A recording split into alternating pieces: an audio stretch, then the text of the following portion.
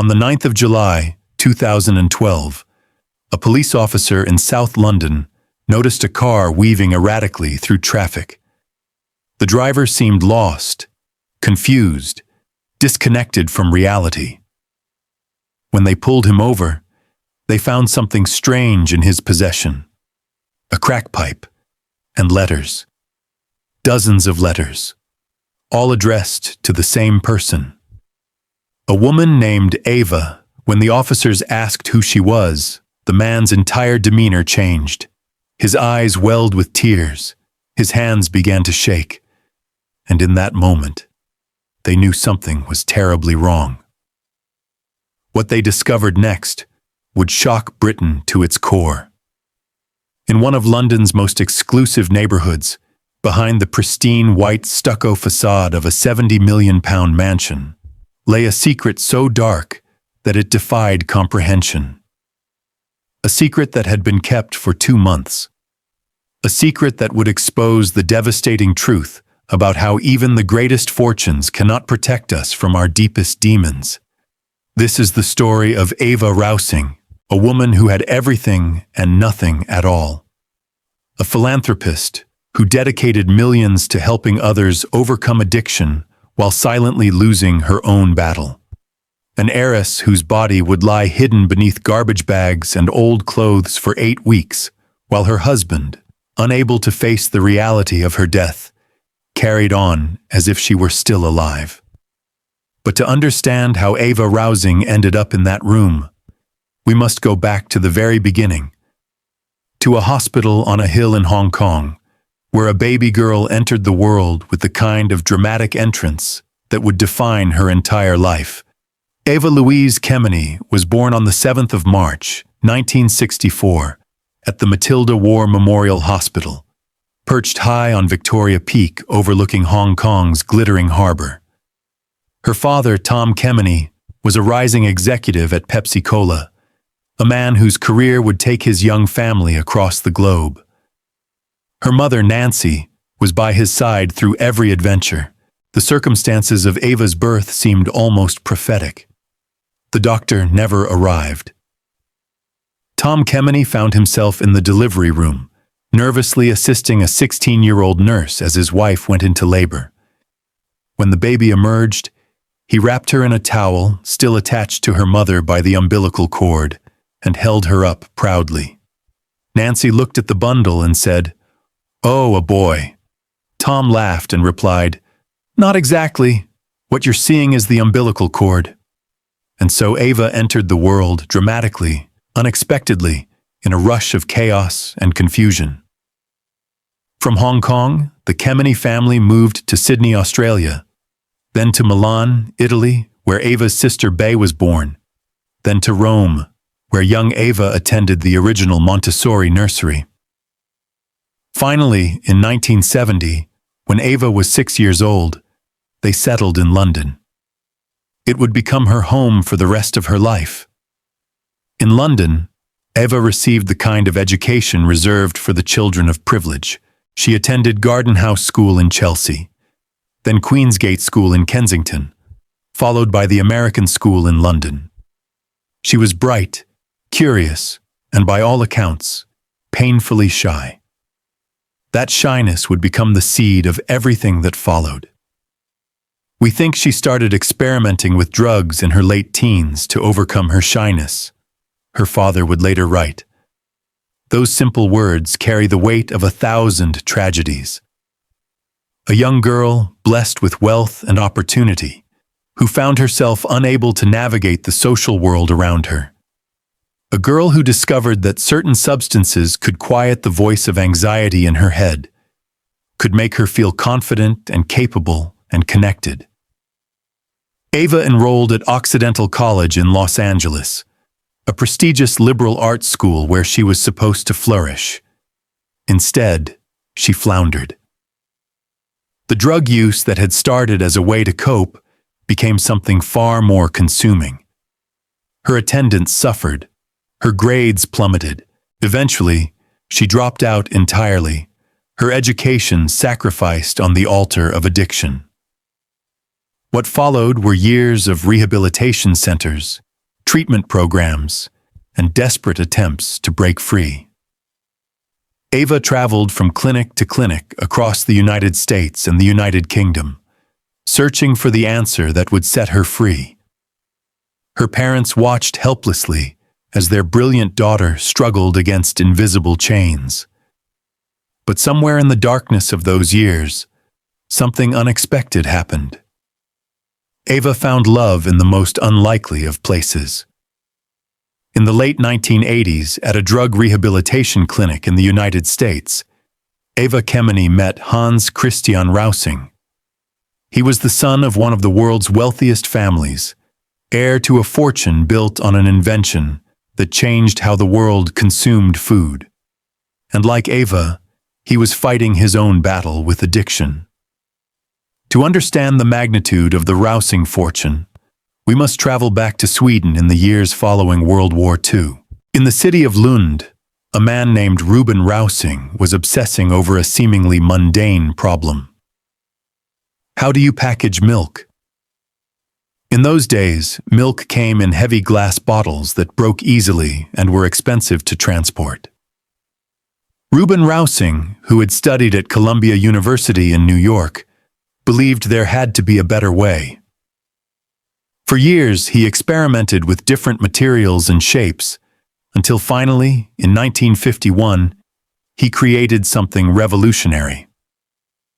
A paper-based carton shaped like a tetrahedron, 4 triangular faces that could be sealed airtight to keep liquids fresh without refrigeration. He called his invention Tetra Pak, and it would make his family one of the wealthiest in human history. Think about what that meant for a moment. Every carton of milk in your refrigerator, every juice box in a child's lunchbox, every container of soup on a supermarket shelf, they all trace their lineage back to that moment of invention. Ruben Rausing had done something that almost never happens. He had identified a problem that no one else had solved, and found a solution so elegant, so practical, that it would transform an entire industry. The genius of Ruben's design lay in its simplicity. Unlike glass bottles, his cartons were lightweight, stackable, and virtually unbreakable. They could be shipped across continents without spoiling. They revolutionized the dairy industry, then expanded to juices, soups, and countless other products. By the time of his death, Tetra Pak had become the largest food packaging company in the world, operating in over 170 countries. Ruben's son, Hans Rausing, took the company even further. Under his leadership, along with his brother Gad, Tetra Pak grew from a small family operation into a global empire employing tens of thousands of people. In 1982, seeking to escape Sweden's high tax rates, Hans moved his family to England, settling on a 900-acre estate at Wadhurst Park in East Sussex. By the time Hans Christian, the younger Hans's only son, came of age, the family fortune was estimated at over $10 billion. But money, as the Rausings would learn, could not buy happiness, and it certainly could not cure addiction. Hans Christian was born on the 15th of June, 1963, in Lund, Sweden. He was the youngest of 3 children, with 2 older sisters, Lisbeth and Sigrid. From birth, he was destined to inherit more wealth than most countries possess. The weight of that destiny would prove crushing. Unlike his sisters, who would go on to pursue meaningful careers, Lisbeth as a historian and Sigrid as a publisher and philanthropist, Hans Christian seemed adrift. He never entered the family business. He showed no particular talent or passion for commerce. Instead, he traveled the world, a young man with unlimited funds and unlimited time, searching for something he could never quite name. Like Eva, Hans Christian had struggled with substances from a young age. Reports suggest he fell into drug abuse while traveling in India in his 20s, a young man with vast means and little sense of purpose. He drifted through life without direction, unable or unwilling to join the family business. His wealth, rather than providing freedom, had become a prison of its own making. When Hans Christian and Eva met in that rehabilitation clinic, they recognized something in each other. Two lost souls from worlds of privilege, both fighting the same demons, both searching for connection. Their shared struggle became the foundation of their love. Eva's recovery in the late 1980s was strong.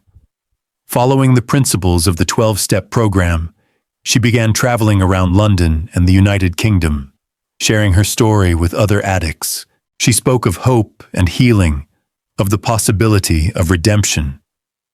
She became living proof that recovery was possible.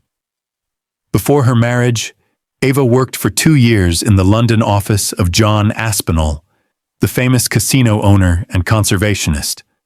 Her duties were unconventional, to say the least. Among her responsibilities was buying exotic fruit for Aspinall's large collection of gorillas at his private zoo. It was the kind of quirky, unexpected job that suited her personality perfectly. On the 16th of October, 1992, Eva Louise Kemeny and Hans Christian Rausing were married at the Swedish church in London. The ceremony was officiated by the Archbishop of Sweden himself, assisted by Reverend Lennart Sjöström. Years later, Sjöström would recall that day with vivid clarity. "I just saw two people who were immensely happy and so in love," he said, "and I remember the looks on their faces as they exchanged their vows and promised to love and honor each other."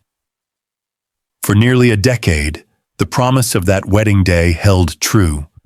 The Rausings maintained their sobriety, built a family, and channeled their experiences into something meaningful. They had 4 children, 2 sons and 2 daughters, who became the center of their universe. Together, Hans Christian and Eva became among Britain's most generous philanthropists. But their giving was not random. Every pound they donated reflected their personal journey through addiction and recovery. They didn't just write checks. They got personally involved. Eva served as a trustee of the Chemical Dependency Center in Clouds, 2 organizations that would later merge into Action on Addiction. She co-chaired the board alongside none other than Catherine, Duchess of Cambridge. She was also a patron of Mentor UK, an international charity focused on preventing drug abuse among young people. The connection to royalty was genuine and deep. Prince Charles himself counted the Rausings among his trusted circle. Eva had served on the board of the Prince's Foundation for the Built Environment, one of Charles's pet projects dedicated to promoting sustainable architecture and urban development.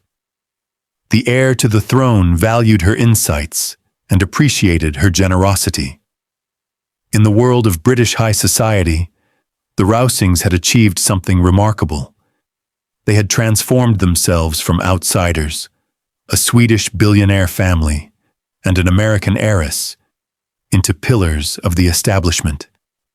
They were invited to the right parties, knew the right people, supported the right causes. They had arrived, but their most personal project was Verdun, a full 12-step recovery clinic they built and funded on the Caribbean island of Barbados. It was the only facility of its kind in the entire Caribbean region. Over the years, Verdun treated more than 2,000 local Bajans, funded almost entirely by the Rausings. They asked for nothing in return, not recognition, not publicity. Just the satisfaction of knowing they were saving lives. Through their endeavors, both with their personal involvement and charitable contribution, Eva and Hans Christian saved thousands of lives. Those are not exaggerated words. They are documented facts. The Rausings donated tens of millions of pounds to addiction-related causes, more than most people could spend in 100 lifetimes. Eva's particular passion was Hope House, a specialist unit for women dealing with complex issues. Not just drug addiction, but eating disorders, mental illness, domestic abuse, the overlapping traumas that society so often ignores. She and Hans Christian were adamant that no one should be turned away from treatment for addiction. They passionately and anonymously supported what they called charity-funded treatment, paying for those who couldn't afford help on their own. Eva also worked with RAPT, the Rehabilitation for Addicted Prisoners Trust. She had no official title, no seat on the board. She simply showed up at women's prisons like Send, meeting with inmates, sharing her story, offering hope. A billionaire sitting across from convicted criminals, connected by the shared experience of addiction. The Rausings were close to the Prince of Wales himself. Charles counted them among his friends and appreciated their generous support of his charitable foundations. They moved in the highest circles of British society, attending galas and dinners, photographed in their finest clothes, looking every bit the glamorous power couple they appeared to be. But beneath the surface, something was changing. Around the turn of the millennium, perhaps as early as 2000, the Rausings began to slip. The exact circumstances remain unclear. What we know is that after nearly a decade of sobriety, they relapsed. The drugs returned, first occasionally, then more frequently, until addiction once again consumed their lives. Those who saw them in those years noticed the transformation. Eva, once radiant and full of life, became increasingly gaunt. Her famous beauty faded under the weight of her struggle. Hans Christian, once a stocky, bear-like man who filled out his tuxedo with European charm, grew thin and hollow-eyed. Recent photographs from before Eva's death showed a couple who had become haunting shells of their former selves. By 2007, Eva herself acknowledged the depths of her struggle.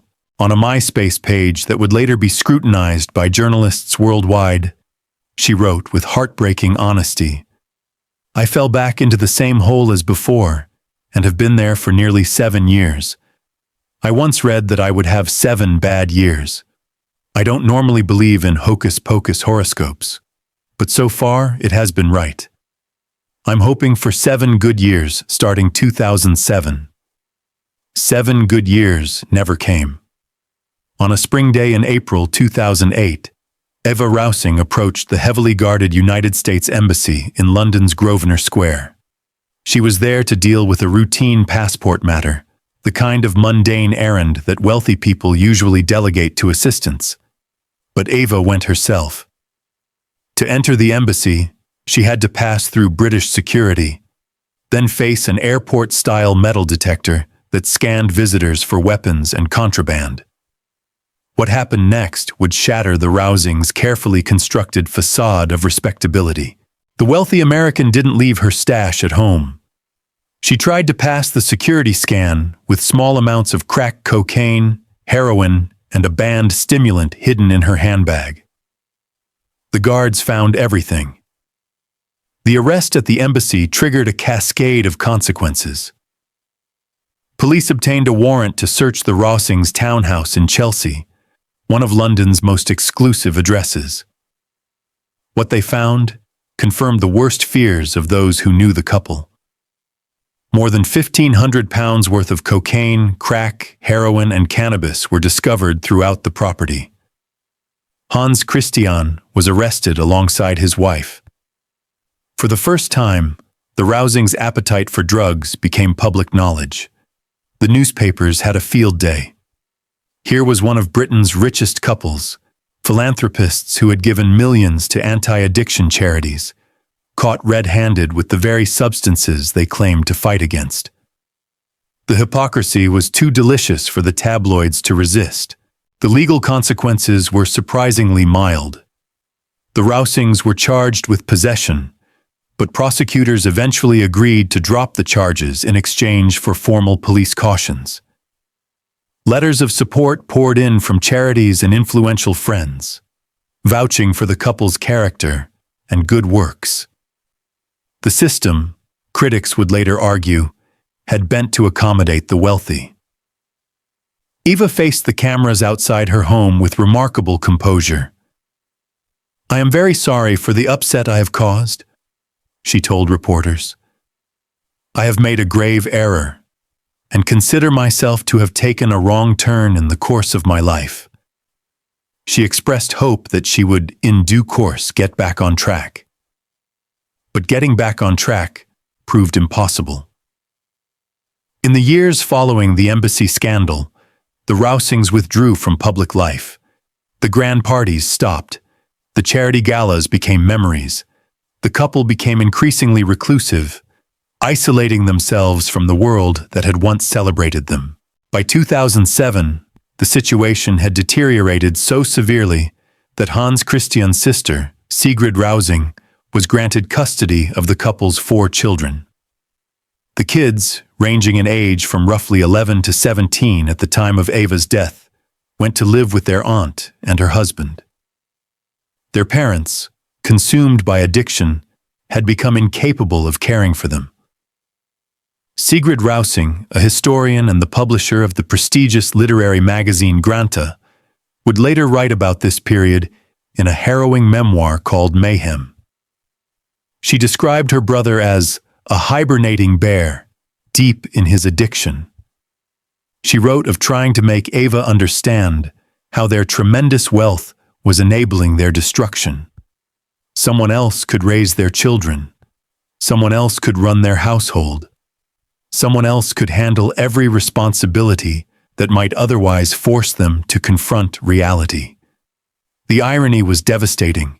The same fortune that had funded rehabilitation centers for thousands of strangers had become the very thing that kept 2 addicts from hitting bottom. With billions at their disposal, there was always another cushion, another buffer between themselves and the consequences of their choices. Through it all, Hans Christian and Eva remained together. Whatever dysfunction defined their relationship, whatever damage they inflicted on each other and themselves, their bond endured. He was, in the words of one observer, her only human contact by the end. She was his entire world. And then, in the spring of 2012, everything ended. On the 3rd of May, Eva Rausing met with her financial advisor. It was the last time witnesses would recall seeing her alive.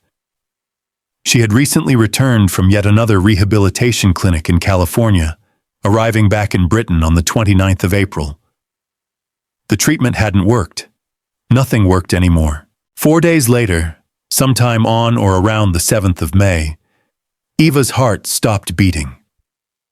Her cardiac pacemaker, a device that would later provide crucial evidence, recorded the moment. After 48 years of struggle and hope and heartbreak, Eva Louise Kemeny Rausing was gone. What happened next defies rational explanation.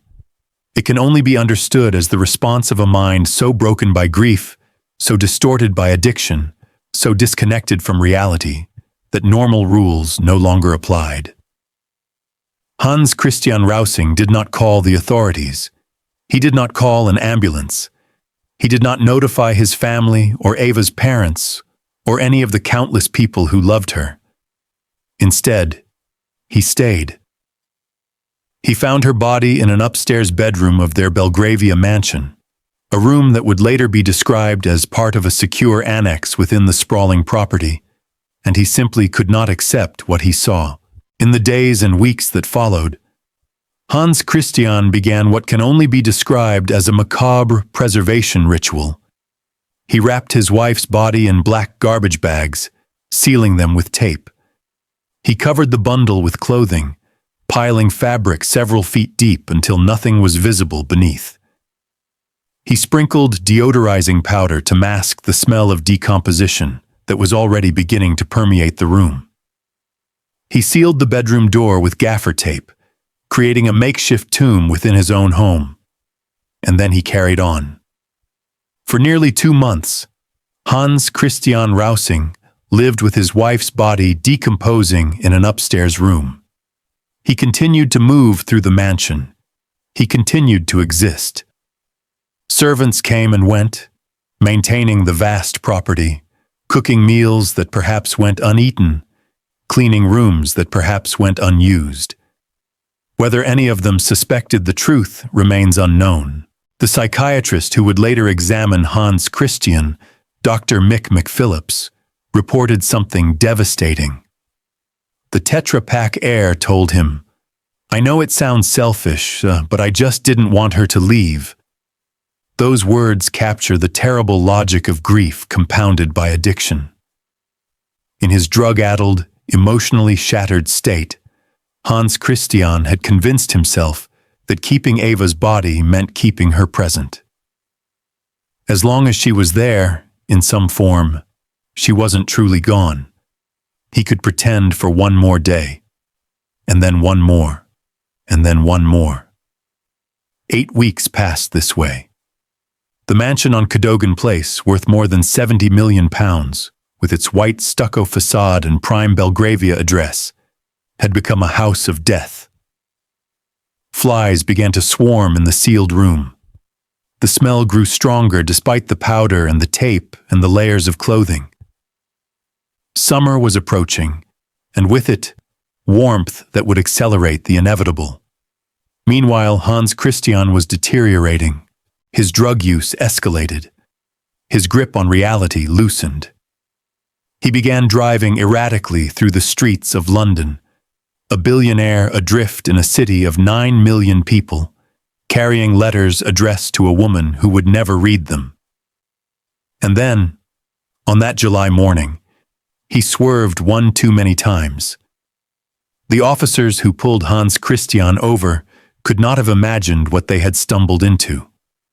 A routine traffic stop for erratic driving, a search that revealed drug paraphernalia, a decision to obtain a warrant for the driver's home address.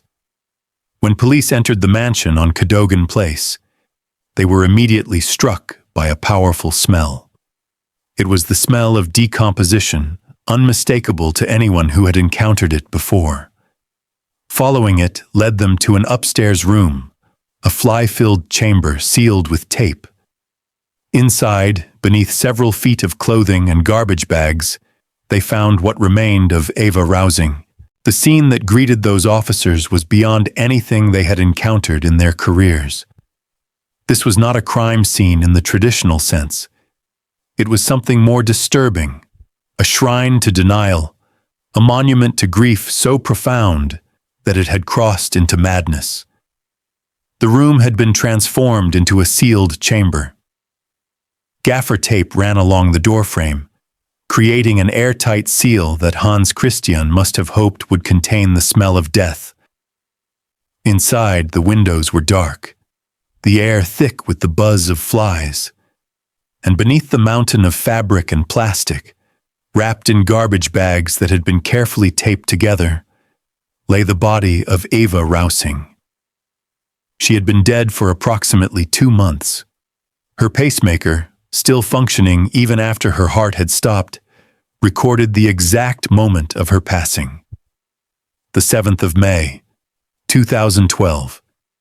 For 8 weeks, her husband had lived with that knowledge, carrying it like a stone in his chest, unable to set it down.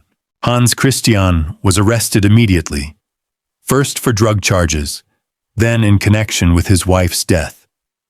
He was taken into custody but could not be questioned right away. His withdrawal from drugs and alcohol was so severe that he required immediate medical treatment. He was transferred to a hospital, his mind too broken to provide answers. The news spread around the world within hours. One of Britain's richest women, dead for months, hidden in her own home by her billionaire husband. The tabloids exploded with speculation. Murder was initially suspected. How else to explain such a horrific scenario? The British press descended on Cadogan Place like vultures on carrion. Photographers lined the streets, their long lenses pointed at the white stucco facade. Reporters knocked on neighbors' doors, seeking any scrap of information. Camera crews broadcast live from the scene, filling hours of airtime with speculation and scandal. The story had everything the tabloids craved: unimaginable wealth, aristocratic connections, drugs, death, mystery. The mansion itself became a character in the narrative, its £70 million price tag repeated endlessly, a symbol of how far the mighty had fallen. Inside the gates of other grand homes in Belgravia, residents watched nervously. They knew the Rausings, or knew of them. They had attended the same parties, supported the same charities, moved in the same circles.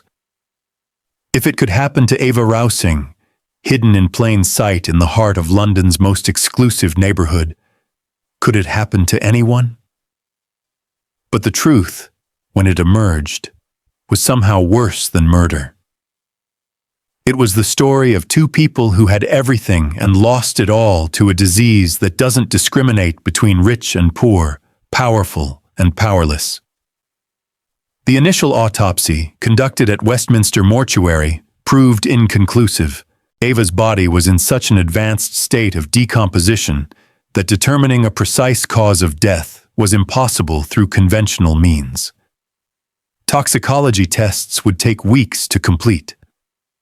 On the 17th of July, Hans Christian Rausing was charged, but not with murder. The charge was preventing the lawful and decent burial of his wife. It was an acknowledgement that whatever had happened in that room, Eva's death itself was not the result of foul play. The court hearing revealed details that left the public stunned. Eva's body had been wrapped in trash bags and sealed with tape. The room had been secured with more tape, creating a sealed chamber. A powerful smell of decomposition had permeated the area despite Hans Christian's attempts to mask it with deodorizing powder. Flies had infested the space. Hans Christian appeared in court looking gaunt, bewildered, barely present. His lawyer, Alexander Cameron, happened to be the brother of then Prime Minister David Cameron. Quoting Shakespeare, Cameron argued that his client had committed this offense while the balance of his mind was disturbed. It was not an excuse, but it was an explanation. The Crown Prosecution Service determined that there was no evidence of homicide. Eva Rausing had not been killed by her husband. She had died from what the coroner would later describe as dependent abuse of drugs. In plain terms, her addiction had finally claimed her life. On the 1st of August, 2012, Hans Christian Rausing pleaded guilty to preventing the lawful and decent burial of his wife. The judge, Richard McGregor Johnson, called his behavior an illustration of the utterly destructive effects of drug misuse. He sentenced Hans Christian to 10 months in prison, suspended for 2 years, on the condition that he complete an intensive drug rehabilitation program. It was, critics argued, a light sentence. A poor man who had done the same thing would likely have gone to prison, but the judge seemed to recognize that Hans Christian Rausing was already serving a life sentence of his own making. His wife was dead. His children were living with relatives. His reputation was destroyed. What further punishment could the courts impose? The toxicology results, when they finally came, confirmed what everyone suspected. Eva had cocaine and amphetamines in her system at the time of her death. The drugs she had battled for decades had finally won. On the 14th of December, 2012, a coroner officially ruled that Eva Rausing had died as a result of her dependent abuse of drugs. The investigation was closed. The case was over. But the story was not quite finished. In the weeks following Eva's death, something strange emerged from her computer files. British police, searching through her digital records, discovered a correspondence that had nothing to do with drugs or addiction. Eva Rausing, it turned out, had been communicating with Swedish authorities about one of the most famous unsolved murders in history. On the 28th of February, 1986, Swedish Prime Minister Olof Palme was shot dead on a Stockholm street while walking home from a cinema with his wife. The assassination shocked the world. Despite decades of investigation and thousands of tips, the murder remained unsolved. In June of 2011, Eva had contacted Gunnar Wall, a Swedish journalist who had written 2 books about the Palme killing. Her first email had a startling subject line: "I know who killed Olof Palme." She wrote, "My name is Eva Rausing and I am married to Hans K. Rausing, and I have recently found out from my man, who I have been married to for 20 years, that a certain businessman was behind the murder of Olof Palme. My husband found this out by coincidence many years ago, and it affected him really, really badly. I think I know where the murder weapon is." Eva claimed that the businessman feared Palme was a threat to his company and ordered the killing to protect his interests. She said she had written to this businessman 3 times to confront him about the allegations. She expressed fear for her own safety. In one email to Wall, she added something chilling: "Don't forget to investigate if I should suddenly die. Just joking, I hope." Wall was skeptical. He had received countless tips over the years from people claiming to know the truth about Palme's death. What made this different? He continued the correspondence, trying to verify her claims. Then her emails stopped. Wall didn't think much of it at first. Tips often came and went. It wasn't until news broke of Eva's death under mysterious circumstances that he realized the significance of what she had written. Scotland Yard confirmed that they had passed information from Eva's computer to Swedish authorities. The Swedish prosecutor's office acknowledged receiving the material.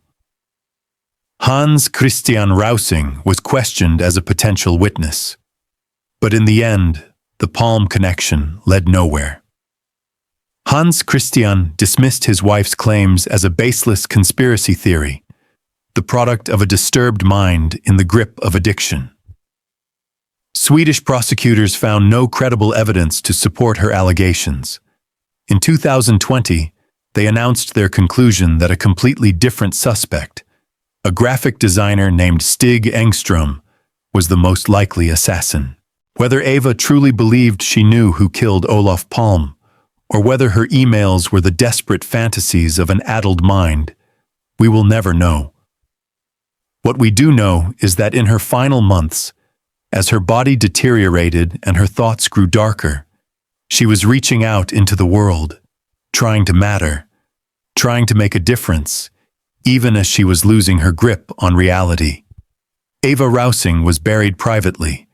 Her parents, Tom and Nancy Kemeny, issued a statement asking for prayers and privacy.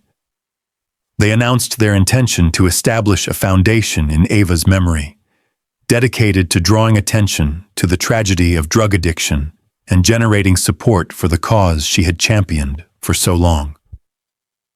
They wrote, "We believe her tragic death highlights the scourge of drugs, and that it does not matter how rich, intelligent, or beautiful you are. Addiction is an equal opportunity killer." Those words capture the essential tragedy of Eva Rausing's life. Here was a woman blessed with every advantage, wealth beyond imagination, a loving family, intelligence and beauty and charm, access to the best medical care money could buy, connections to royalty and the highest levels of society. None of it mattered. None of it saved her. Her father's tribute painted a portrait of the daughter he had loved and lost. He wrote of her birth in Hong Kong, of her childhood travels across the globe, of her education in London's finest schools. He wrote of her shyness, of the drugs she took to overcome it, of the years of treatment that followed. He wrote of her recovery, of her marriage, of the philanthropic work that defined her best years. Eva and Hans Christian were a devoted and loving couple for the 21 years they spent together. He insisted. They benefited thousands of lives through their personal involvement and philanthropic activities. They bravely battled their demons and supported each other, and Eva will be a devastating loss to our beloved son Hans Christian, whom we love unconditionally with all our hearts. It was a father's love speaking, refusing to condemn the son-in-law who had hidden his daughter's body, choosing instead to see two people trapped by the same disease. Whether that forgiveness was right or wrong is not for anyone else to judge. The aftermath of Eva's death rippled through many lives. Her 4 children, already traumatized by years of their parents' addiction, now had to process the knowledge of how their mother had been found. They remained with their aunt Sigrid, protected from the public eye. Their names never revealed in the press. Hans Christian Rausing completed his rehabilitation program and eventually rebuilt some semblance of a life. In June of 2014, just 2 years after Eva's death, he remarried. His new wife was Julia Delves Broughton, an art expert and the daughter of Sir Evelyn Delves Broughton, the 12th Baronet. Julia was the sister of the famous fashion muse Isabella Blow, who had taken her own life in 2007 after years of struggling with her own demons. Together, Hans Christian and Julia established the Julia and Hans Rausing Trust, which became one of the largest philanthropic foundations in Britain. They gave away approximately £100 million every year to causes including the arts, health, education, and poverty alleviation. They supported charities like the Trussell Trust and FareShare, organizations that helped those far less fortunate than themselves. It was, in its way, a continuation of what Hans Christian and Eva had started together, a channeling of vast wealth toward helping others, a way of making meaning from tragedy. Julia Rausing died in April of 2024, aged 63, after a battle with cancer. Hans Christian was once again alone. He announced plans to double the foundation's annual donations in her memory, bringing total family giving to $124 million per year starting in 2025. In the King's birthday honors of 2025, Hans Christian Rausing received a knighthood for his services to the arts. The former drug addict, who had hidden his wife's decomposing body for 2 months, was now Sir Hans Christian Rausing. It was the kind of transformation that could only happen in Britain, where enough money and enough time can rehabilitate almost any reputation. Whether he deserves that honor is a question everyone must answer for themselves. What is certain is that the man who stood in that courtroom in 2012, gaunt and broken, has spent the years since trying to atone. The money he has given away, the lives he has helped save, the institutions he has supported, all of it flows from the same fortune that once enabled his and Eva's destruction. The mansion on Cadogan Place was eventually sold. The room where Eva's body lay hidden for 8 weeks was cleaned, renovated, stripped of every trace of what had happened there. Someone else lives there now, walking those halls, sleeping in those rooms, unaware of the history that seeps from the walls. Cadogan Place itself is one of those London addresses that whispers of old money and quiet power. Developed by the first Earl of Cadogan in the 17th century, it features rows of pristine, stucco-fronted houses surrounding private gardens that only residents can access. The properties here sell for tens of millions of pounds, their residents hidden behind heavy drapes and security systems. It is a place where discretion is prized above all else, where staff are trained never to gossip, where the wealthy can live their lives in peace, insulated from the noise and chaos of the city beyond the gates. It is the kind of place where secrets can be kept for a very long time. And yet, even here, in this fortress of privilege, death found its way in. Even here, behind the white stucco and the black iron railings, tragedy struck without warning or mercy. Belgravia remains one of London's most exclusive neighborhoods, its white stucco terraces gleaming in the sun, its gardens immaculate, its residents protected by security cameras and iron gates. It is a place where the wealthy come to live their gilded lives, insulated from the struggles of ordinary people. But as Eva Rausing's story proves, no amount of money can build walls high enough to keep out suffering. There is a temptation, when we hear stories like this, to see them as cautionary tales about the corrupting influence of wealth. To believe that money itself is the villain, that if only the Rausings had been ordinary people, they would have found their way to recovery. But that reading misses the point entirely. Addiction does not discriminate. It claims lives in housing projects and mansions alike. It destroys families who have nothing and families who have everything. The difference is simply that when rich people fall, they fall from greater heights, and their landing makes more noise. Eva Rausing's story is not a story about money. It is a story about a shy little girl who found a way to quiet her fears and then couldn't stop. It is a story about love found in the most unlikely place and lost in the most devastating way. It is a story about the human capacity for denial, the lengths we will go to avoid facing truths too painful to bear. When Hans Christian Rausing wrapped his wife's body in garbage bags and sealed her away from the world, he was not acting rationally. He was acting like someone drowning, grasping at anything that might keep the reality of death at bay for one more moment. It was insane, but it was also profoundly human. "I know it sounds selfish," he told his psychiatrist, "but I just didn't want her to leave." In the end, that may be the most honest thing anyone has ever said about grief. We don't want them to leave. We would do anything, no matter how senseless, to keep them with us just a little longer.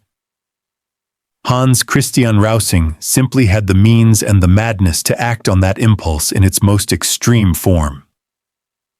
Perhaps the most haunting detail is how long he maintained the illusion. For 8 weeks, summer came to London. The city bustled with tourists and office workers and families enjoying the warm weather. Life went on all around that house on Cadogan Place, and inside, a man sat with his grief and his drugs and his dead wife, pretending that tomorrow would somehow be different from today. The servants must have sensed something was wrong. The smell alone would have been impossible to ignore completely, despite the tape and the powder. But in households like the Rausings, staff are trained not to ask questions. They are paid to be invisible, to maintain the illusion of effortless luxury, to pretend not to notice things that might cause discomfort to their employers. Perhaps they suspected. Perhaps they were afraid. Perhaps they simply could not imagine the truth. Today, Eva Rausing's name lives on through the work of the foundations she inspired. The Eva Rausing Foundation, established by her parents, continues to support addiction treatment and awareness. Action on Addiction, the charity she co-chaired, still helps thousands of people every year. The rehabilitation center she and Hans Christian built in Barbados still treats patients who would otherwise have nowhere to turn. Her story is told as a warning, but perhaps it should also be told as a remembrance. Before she was the woman hidden under garbage bags, she was a mother who loved her children. She was a wife who stood by her husband through decades of struggle. She was a philanthropist who gave millions to help strangers. She was a woman who walked into women's prisons and sat with inmates, and told them that recovery was possible because she herself was living proof. That woman deserves to be remembered too. The night before her death, or perhaps the day, Eva Rausing was alone with her addiction, in a mansion worth more than most people could earn in 1,000 lifetimes. She had everything except the one thing she needed: freedom from the demons that had chased her since she was a teenager, trying to overcome her shyness at parties. She was 48 years old. She had been fighting for more than 30 years. And finally, exhausted and defeated, she stopped fighting. In one of her last known written communications, the email to that Swedish journalist about the Palm assassination, Eva had included a darkly prophetic line: "Don't forget to investigate if I should suddenly die. Just joking, I hope." Was she joking? Or was she already sensing that the end was near? We will never know what Eva Rausing was thinking in her final hours. We will never know if she felt peace or terror, hope or despair. We will never know if she tried to call for help or accepted her fate in silence. What we know is that she deserved better. She deserved a life free from the addiction that consumed her. She deserved a death surrounded by people who loved her, not alone in a room that would become her tomb. She deserved to be mourned properly, not hidden away like something shameful. But addiction doesn't care about what we deserve. It takes what it takes, regardless of wealth or status or the love of those around us. It is patient and persistent and utterly indifferent to our suffering. Eva Rausing fought it for decades. In the end, it won. The story of Eva Rausing does not have a happy ending. It cannot be wrapped up neatly with lessons learned and problems solved. It is a story that trails off into silence, leaving us with questions that can never be answered and sorrows that can never be resolved. But perhaps that is the point. Perhaps the discomfort we feel when we hear her story is exactly what we are supposed to feel. Perhaps it is meant to remind us that behind every headline, behind every scandal, behind every shocking revelation, there are real people living real lives, struggling with real demons. Eva Rausing was not a symbol or a cautionary tale. She was a woman who laughed and cried and hoped and dreamed. She was someone's daughter, someone's wife, someone's mother. She was a person who deserved compassion, not judgment. And perhaps, if we remember that, her story can still serve some purpose. Perhaps it can remind us to be kinder to those who struggle, to reach out to those who are suffering, to understand that addiction is a disease, not a moral failing, to recognize that wealth cannot protect us from our own humanity. That would be a legacy worth leaving. That would be a way for Eva Rausing's death to mean something more than tragedy. The mansion on Cadogan Place still stands in London's Belgravia, its white facade gleaming in the English sun. Inside, someone new is living their life, making their memories, unaware of the ghosts that linger in the walls. The room where Eva's body lay hidden has been cleaned and painted and transformed into something new. But the house remembers, even if its inhabitants do not. And somewhere, in foundations and charities and treatment centers around the world, Eva Rausing's legacy continues. The money she and Hans Christian gave away is still helping people recover from addiction. The programs they funded are still saving lives. The hope they tried to spread is still reaching those who need it most. In the end, that may be the only comfort we can take from this dark story. Eva Rausing spent her life trying to help others escape the prison of addiction. She didn't escape herself, but the doors she opened remain open for those who come after. Her body was hidden for 2 months in a room in one of London's grandest houses. But her spirit, her generosity, her desperate hope that recovery was possible, lives on. And that, perhaps, is the closest thing to redemption that this story can offer. Eva Louise Kemeny Rausing, born the 7th of March, 1964, in Hong Kong, departed the 7th of May, 2012 in London, fought bravely, lost tragically, but never stopped hoping. May she finally rest in peace.